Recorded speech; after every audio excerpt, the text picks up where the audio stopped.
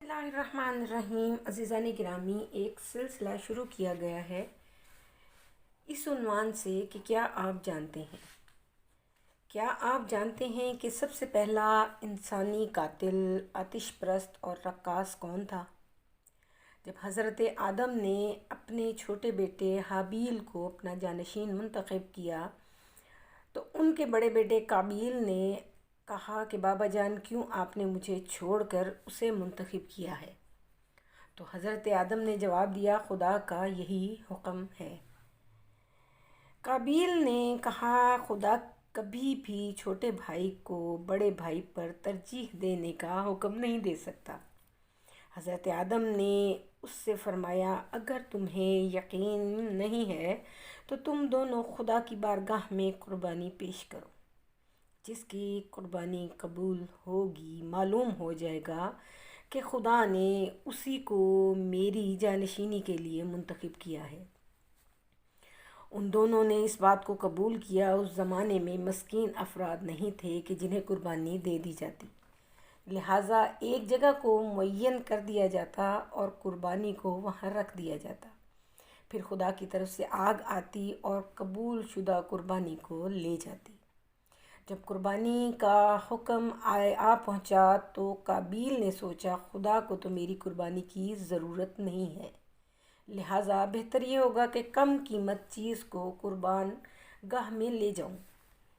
وہ چونکہ زراعت کرتا تھا، لہٰذا اس نے کیڑا لگی ہوئی گندم کے ساتھ موجود مٹھی بھر گھاس اٹھائی اور قربان گاہ میں رکھ دی۔ ادھر حابیل نے سوچا کہ اب جب کہ خدا نے قربانی کا حکم دیا ہے تو میرے پاس خدا کا عنایت کردہ بہت مال ہے، تو بہتر یہ ہوگا کہ میں اپنے مال میں سے کوئی بہترین چیز قربان کروں۔ لہٰذا انہوں نے اپنی بھیڑوں میں سے ایک موٹی بھیڑ کو نکالا اور قربان گاہ میں جا کر رکھ دیا۔ خدا کی جانب سے آگ آئی اور بھیڑ کو لے گئی۔ گھاس پھوس اپنی جگہ پر پڑی رہ گئی۔ قابیل چونکہ ایک بے ادب اور فاسق جوان تھا، لہٰذا اپنے بھائی سے کہنے لگا، میں تجھے تباہ کر دوں گا۔ پھر اس نے شیطان کے بہکاوے میں آ کر حابیل کو قتل کر دیا اور اس کی لاش کو باپ کی نظروں سے پوشیدہ کر دیا۔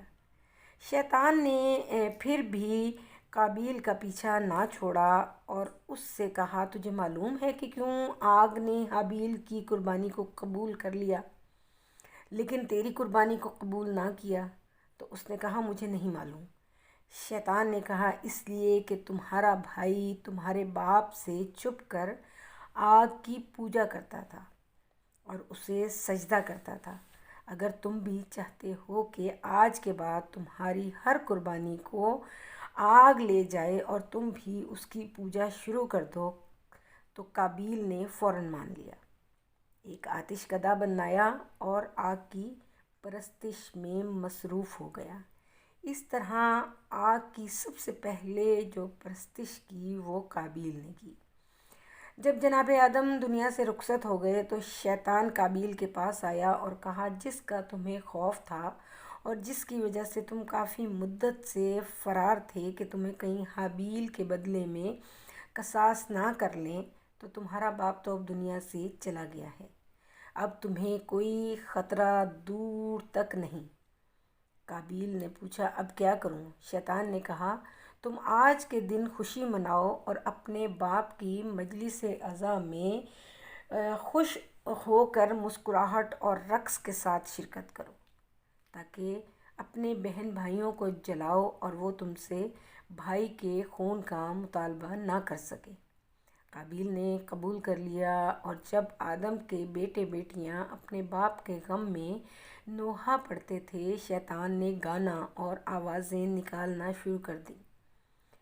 قابیل کو بھی گانا اور رقص سکھایا۔ یوں دنیا کا پہلا آدم کش، پہلا آتش پرست اور پہلا رقاص قابیل بنا۔ امام محمد باقر علیہ السلام فرماتے ہیں، قابیل کو قیامت تک سورج کے چشمے کے مقابل کھڑا رکھا جائے گا اور اس کے سر پر کھولتا ہوا پانی ڈالا جائے گا، اور قیامت کے دن وہ ان 7 افراد میں شامل ہوگا جو جہنم کے تابوت میں ہوں گے اور جن کو عذاب سارے اہل جہنم سے زیادہ سخت ہوگا۔